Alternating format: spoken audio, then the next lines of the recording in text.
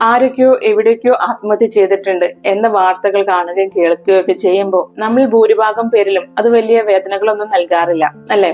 പക്ഷെ നമ്മൾ ചിന്തിക്കണം, എന്തുകൊണ്ട് ഓരോ വർഷവും കേരളത്തിലെ ആത്മഹത്യ നിരക്ക് കൂടി വരികയാണ്.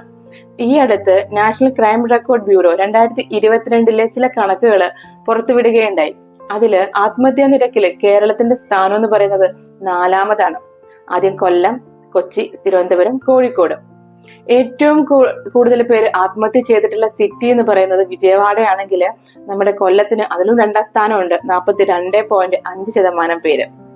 ഇനി എന്തൊക്കെ കാരണങ്ങൾ മൂലമാണ് ആത്മഹത്യ ചെയ്യുന്നത്?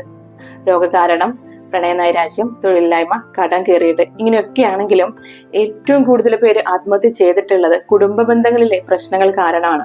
4789 പേര്. അപ്പോ ഒന്നിനെയും നിസാരമായി കാണാതിരിക്കുക. മാനസികാരോഗ്യം എന്ന് പറയുന്നത് വളരെയധികം പ്രാധാന്യമുള്ള ഒരു കാര്യം തന്നെയാണ്.